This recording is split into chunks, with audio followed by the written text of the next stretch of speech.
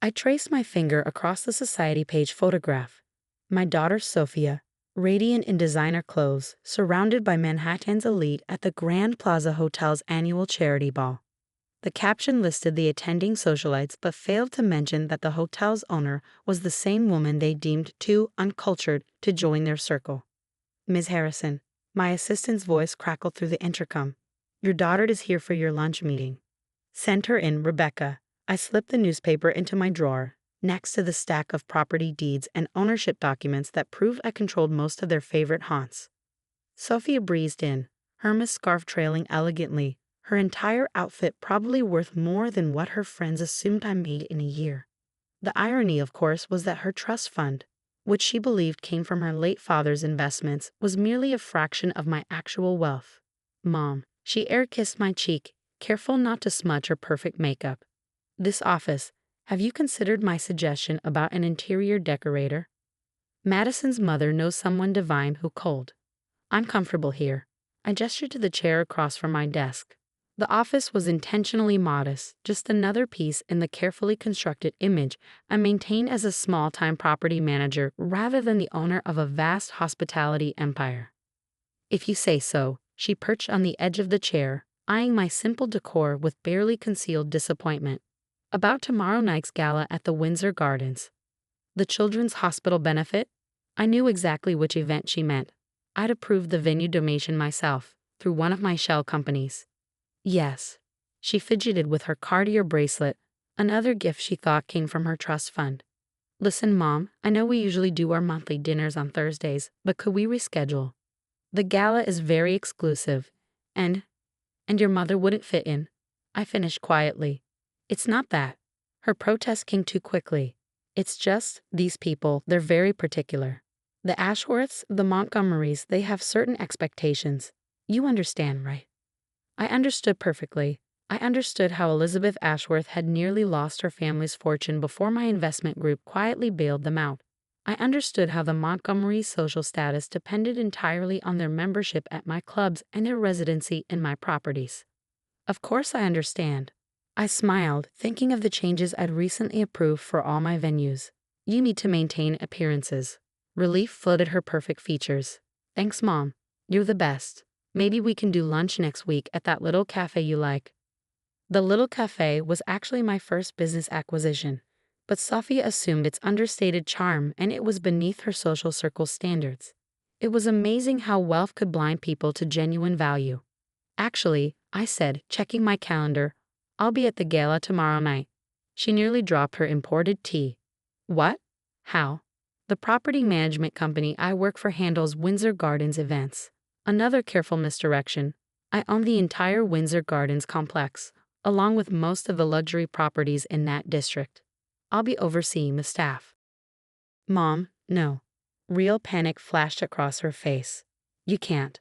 The Ashworths, the Montgomerys, they can't see you working as a glorified event planner. The words hung between us like crystal chandeliers about to shatter. 20 years of building an empire in secret while raising her alone, reduced to glorified event planner. Interesting perspective. I kept my voice level. Tell me, Sophia, have you ever wondered how you always get the best tables at the city's most exclusive restaurants? Or how your friends' membership applications to the Ocean View Club get approved so quickly when you recommend them? I earned my place in this circle, she said stiffly, through charm and social grace. Did you? I pulled out my phone, showing her the previous week's billing statements from her favorite venues, all ultimately payable to my parent company. Or have you been benefiting from connections you didn't know you had? Color drained from her perfectly bronzed face. What are you saying? I'm saying that tomorrow night will be very illuminating. I stood smoothing my simple but exquisitely tailored suit. For everyone. Mom, please. She followed me to the door. Whatever you're planning, don't embarrass me. The Ashworths, the Montgomerys, they're my whole world. I paused, studying my daughter's face.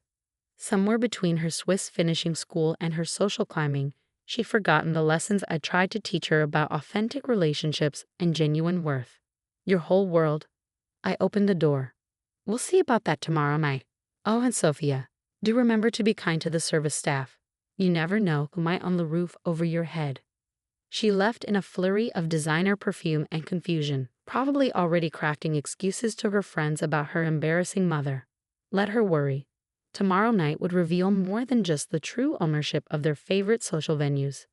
After all, I hadn't spent 20 years building an empire to have my own daughter tell me I wasn't good enough for her world. The Windsor Gardens grand ballroom sparkled with old money and new desperation. From my position near the service entrance, I watched Sophia work the room, air kissing her way through Manhattan's elite as they congratulated themselves on their charitable generosity. "Everything is in place, Ms. Harrison," my chief of operations murmured. "The ownership announcements are ready, and the membership provisions have been processed." Excellent. I adjusted my understated channel dress, expensive but classic enough to pass as a department store find. "Have they noticed the changes to the member portraits yet?" "No, ma'am, though Mrs. Ashworth seems distressed about the new placement cards at her usual table." I smiled, remembering how I'd instructed the staff to rearrange the seating hierarchy. The premium tables near the windows, usually reserved for the highest society families, now hosted the hospital's actual medical staff and long-term donors. "Mother?" Sophia materialized beside me, her face tight with anxiety. "What are you wearing? I thought you were here to supervise the staff." Change of plans. I touched my simple pearl earrings, family heirlooms worth more than her friends' collective monthly shopping budgets. I received an invitation. "That's impossible," Madison Ashworth cut in, appearing with her mother, Elizabeth. "Mummy personally approved the guest list. No offense," she added with a practiced smirk, "but this is a closed-circle event." "Is it?" I checked my watch. "Speaking of circles, isn't your mother supposed to announce the new club ownership structure soon?" "Yes," Elizabeth brightened, finally meeting our mysterious benefactor. "Apparently, they own half the luxury venues in Manhattan." Sophia gripped her champagne flute. "Mother, perhaps you should." "Sophia, darling." Margaret Montgomery's voice carried across the marble floor. "You simply must come see." Oh, she stopped short, seeing me. I wasn't aware the event staff was joining the main party. "The staff isn't." I smiled pleasantly. "But I am." "Mom," Sophia whispered urgently, "please don't make a scene." "A scene." Elizabeth Ashworth stepped closer, pearl necklace glinting. "Is there some issue here?"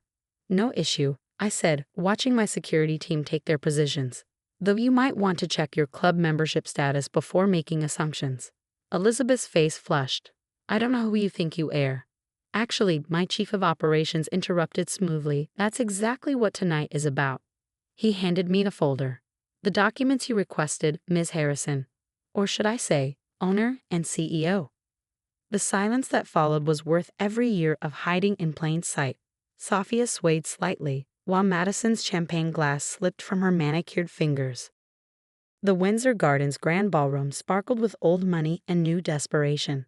From my position near the service entrance, I watched Sophia work the room, air kissing her way through Manhattan's elite as they congratulated themselves on their charitable generosity. "Everything is in place, Ms. Harrison," my chief of operations murmured. "The ownership announcements are ready, and the membership revisions have been processed." Excellent. I adjusted my understated channel dress, expensive but classic enough to pass as a department store find. "Have they noticed the changes to the member portraits yet?" "No, ma'am, though Mrs. Ashworth seems distressed about the new placement cards at her usual table." I smiled, remembering how I'd instructed the staff to rearrange the seating hierarchy. The premium tables near the windows, usually reserved for the highest society families, now hosted the hospital's actual medical staff and long-term donors. "Mother?" Sophia materialized beside me, her face tight with anxiety. "What are you wearing? I thought you were here to supervise the staff." Change of plans. I touched my simple pearl earrings, family heirlooms worth more than her friends' collective monthly shopping budgets. I received an invitation. "That's impossible," Madison Ashworth cut in, appearing with her mother, Elizabeth. "Mummy personally approved the guest list." No offense, she added with a practiced smirk. "But this is a closed-circle event." "Is it?" I checked my watch. "Speaking of circles, isn't your mother supposed to announce the new club ownership structures soon?" "Yes," Elizabeth brightened, finally meeting our mysterious benefactor. "Apparently, they own half the luxury venues in Manhattan." Sophia gripped her champagne flute. "Mother, perhaps you should." "Sophia, Darling. Margaret Montgomery's voice carried across the marble floor. You simply must come see. Oh, she stopped short seeing me. I wasn't aware the event staff was joining the main party. The staff isn't. I smiled pleasantly. But I am. Mom, Sophia whispered urgently, please don't make a scene. A scene. Elizabeth Ashworth stepped closer, pearl necklace glinting. Is there some issue here? No issue, I said, watching my security team take their positions. Though you might want to check your club membership status before making assumptions. Elizabeth's face flushed. I don't know who you think you are. Actually, my chief of operations interrupted smoothly. That's exactly what tonight is about. He handed me a folder. The documents you requested, Ms. Harrison. Or should I say, owner and CEO. The silence that followed was worth every year of hiding in plain sight. Sophia swayed slightly, while Madison's champagne glass slipped from her manicured fingers. Owner? Elizabeth choked out. But you're... The help? I opened the folder, extracting membership records. It's amazing what you learn about people's character when they think you're beneath them. Like hosting unauthorized private parties. I looked pointedly at Margaret. Or running unauthorized credit tabs. My gaze shifted to Elizabeth. You can't prove anything, Margaret sputtered, but her designer clutch trembled in her hands. Actually, I can. I nodded to my team, who began distributing documents throughout the ballroom. 5 years of documented violations, all collected while you were too busy judging people's worth by their social connections.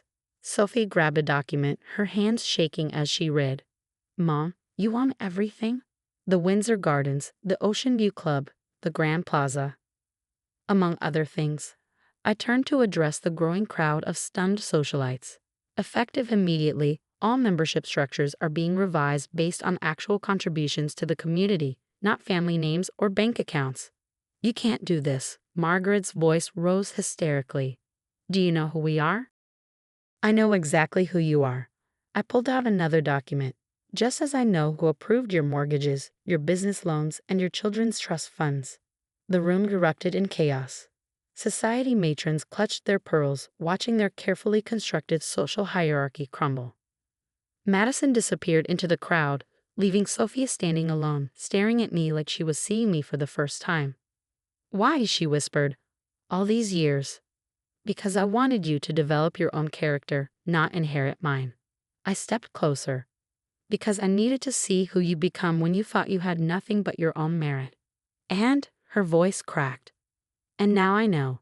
I handed her a final document, a list of every time she'd apologized for me, hidden me, or been embarrassed by my presence. You're my daughter, Sophia, but you've forgotten the most important lesson I tried to teach you. Which is, that true class isn't about who you exclude. I gestured to the service staff who were now watching openly. It's about who you choose to include. The weight of her behavior over the years seemed to hit her all at once. The dismissive treatment of staff, the shame over her working-class mother, the desperate pursuit of social approval at any cost. What happens now? She asked quietly. That depends on you. I straightened her designer dress. Another gift she'd never known came from me. These venues need people who understand both privilege and humility. The question is, are you ready to learn both? She looked around the ballroom. At her friends scrambling to save their social status, at Madison arguing with her disgraced mother, at the staff who no longer hid their knowing smiles. Teach me, she said finally, from the beginning, no shortcuts. Good. I handed her a new business card, entry-level event coordinator, her name only. Because tomorrow, you start learning what it really means to build something worthwhile. 6 months later, I reviewed the latest community outreach reports from my recently rebranded venues. The Windsor Gardens had transformed from an exclusive social club into a thriving cultural center, hosting everything from local art exhibitions to educational programs. Ms. Harrison, my assistant buzzed. Your daughter is here with the new charitable initiative proposals. Sophia entered, dressed in a simple but elegant outfit, no designer labels in sight. She carried a stack of files and a genuine smile that had replaced her former society smirk. The Children's Hospital wants to expand their weekly art therapy sessions, she said, sitting down. And the scholarship committee needs final approval for the summer program.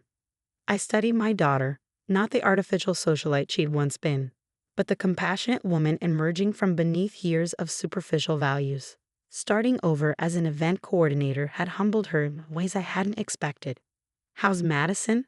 I asked, though our management team had already reported the Ashworth's latest attempts to regain their premium memberships. Still trying to understand why money can't fix everything. Sophia shook her head. She offered to put in a good word with her mother's friends if I helped restore their old privileges. And I told her that integrity isn't for sale.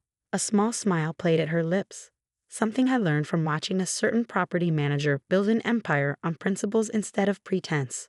The transformation had been remarkable. After the gala revelation, most of Sophia's social circle had vanished along with their exclusive access. But new relationships had blossomed, particularly with the staff members she'd once overlooked, who now worked alongside her and creating meaningful community programs. "The service team is organizing a fundraiser," she said, her eyes bright with genuine enthusiasm. "Maria from the kitchen staff. Her granddaughter needs heart surgery. We're converting the grand ballroom into a benefit dinner space." Pride warmed my chest. "And the former premium members? They're welcome to attend at the standard ticket price, just like everyone else." She straightened in her chair. "Though they'll have to follow the new dress code. No designer labels, no jewelry over $5,000. We want the focus on the cause, not the clothes." Speaking of causes, I pulled out a proposal. "What do you think about converting the Ocean View Club's private dining rooms into a culinary training program for underprivileged youth?" Her face lit up. "Actually, I've been working on something similar with the kitchen staff. They've offered to teach traditional family recipes alongside professional techniques." Before I could respond, my assistant buzzed again. "The hospital board members are here for the tour." We stood together, mother and daughter, now aligned in purpose rather than divided by pretense. "Ready to show them how we've reimagined the space?" I asked. "Ready to show them how we've reimagined everything," she replied, opening the door with confidence rather than condescension. The hospital administrators entered, a mix of doctors, nurses, and board members, their practical clothes a stark contrast to the former crystal and champagne crowd. "Welcome to the new Windsor Gardens," Sophie said warmly, her tone genuine rather than practiced, "where everyone enters through the front door and value is measured by contribution rather than connection." As she led the tour, I watched her interact with staff members by name, discussing their families and listening to their suggestions. The artificial barriers between service and served had dissolved, replaced by authentic community. "Your daughter," my chief of operations observed quietly, "she's become quite different from the young woman who used to hide you from her friends." "She's become herself," I corrected. "Sometimes people need to lose their artificial world to find their authentic worth." Later, as we reviewed the day's reports in my office, Sophia paused thoughtfully. "Mom, thank you, not just for the empire you built, but for caring enough to let me fail at being someone I never really was." "The best lessons," I replied, "often come from our most uncomfortable moments." She nodded, understanding now what I tried to teach her all along, that true society isn't about excluding others, but about creating spaces where everyone can belong. As she left to meet with the fundraising team, I thought about legacy, not the kind measured in square footage or social status, but the kind built through transformed lives and authentic connections. Sometimes the greatest gift we can give our children is the opportunity to discover that real worth isn't inherited or acquired. It's earned through the way we treat others, regardless of their perceived status.